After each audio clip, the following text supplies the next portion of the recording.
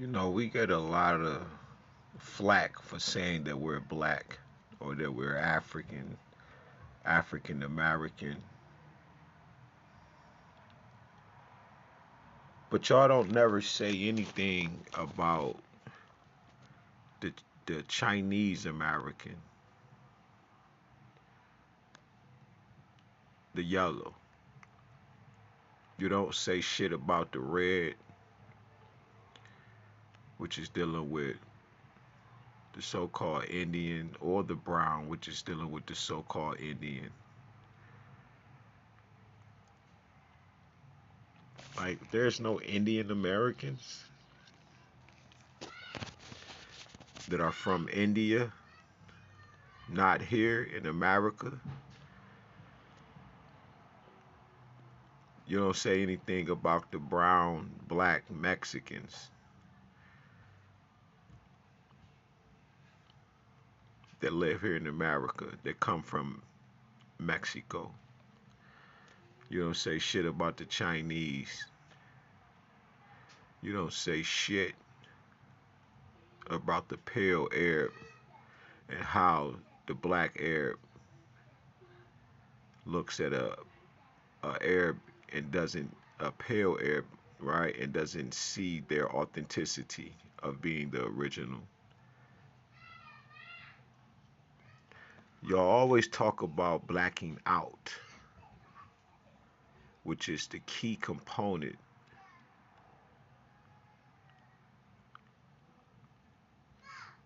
because everything in the universe starts out black and then it goes through a process, because everything comes from a dark, dark, dark place. But then you don't want to equate darkness with black. And the only time you do is when it's dealing with evil. Witches and warlocks, and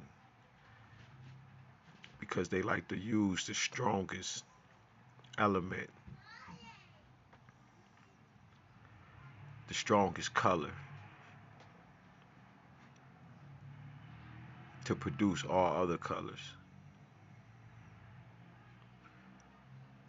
Y'all never say nothing about no one else, but y'all continuously, and this is for Lord Amarakan.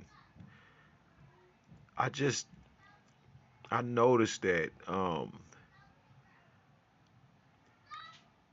the shit that y'all say, man, it's the same shit, man. We can do this all day about you and your red copper tone, and right, everything is black out, whitewash. Watch this.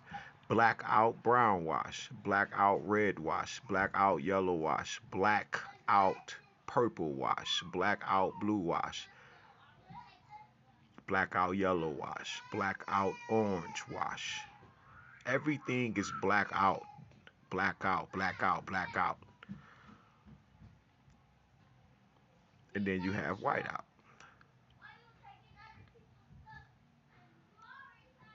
It's just amazing. Don't you find that odd? But then you're going to stay where you are and get mad at us because we say that we are black. And you're going to use crayons, you're going to use any and everything that you can to destroy the micro Christ that is within you. You probably don't even believe in that. Probably don't even know what Christ is, who Christ is, or you can care less. And then you're going to talk about what colonization is. And you ain't going to be able to do that because it's going to prove to me that you ain't studying long enough or hard enough, to be honest. When you fall asleep, what do you see? Red and brown and yellow and shit like that? I don't think you rejuvenate off of those colors. They're not strong enough to sustain you. I don't think when you're right before you're born that your ass is seeing blue and purple. I can see those. I'm pretty dark. But you're not seeing the damn white, orange, copper. I don't care what it is. These are they don't heal you like that melanin does, which brown is in there. But they don't heal you like this. Like what darkness does to you when you close your eyes and you go to a state of isolation, servitude, tranquility, peace, prayer, meditation, stillness, sleep, rejuvenation process. You just don't. So obviously, dealing with this color black, man, we're talking about spirituality. Yeah, we're talking about that spirit, that spiral. Yeah, that's within all things of life. 360 degrees roundabout is what the damn rainbow is. But just as much as that rainbow is on top, I can see that 180 and I know it's another 180. It has to be. Because it's only half of the damn spectrum. And after you go through all of the colors as within, all the way through the spectrums to as without, I'm going to see black. The further you go.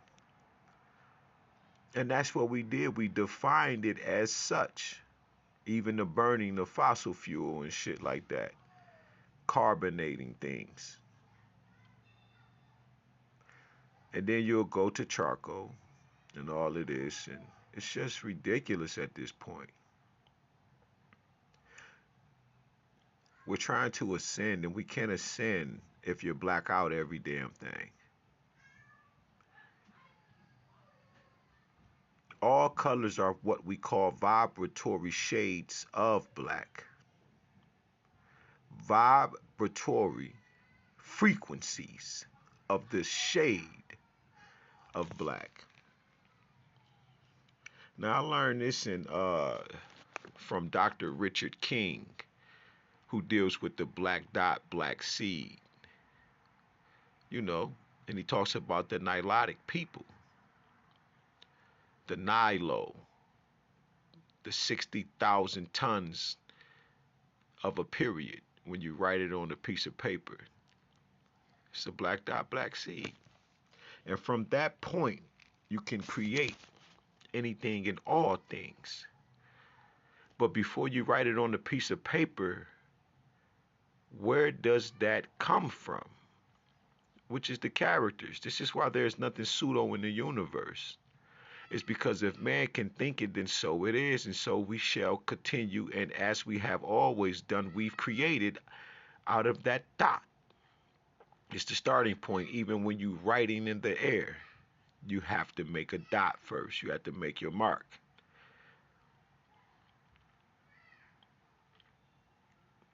But it reminds me of the Aquarian gospel of dealing with the Sudras and how the red man, the white man, the yellow man was created, but the Sudras was created at the bottom of the damn feet of the ground, black, and they ought to work and till the ground and all of this shit. Ain't that something? Or like the untouchables. Now the untouchables, it sound good, but in a sense, you don't supposed to touch these people because they so nasty, dark, and they have that Christ oil on their outer skin. So people really just want to go deal with the antichrist of it, which is black out, brown wash, red wash, white wash, and all of that. But nobody wants to train up the truth, which is train up your micro Christ. Ain't that amazing? Because micro lies destroy your universe, that what you're teaching. Yeah, those are micro lies. And those micro lies, they destroy your outer reality because, as Dr. Ben said, you don't know where you have been. You don't know where you are, so you're not going to know where you're going. And I believe that a lot of you pretendians, Indian dudes, y'all have a lot to give, but you lie so much because you don't connect those black nilotic black dots. The black dot, the black seed.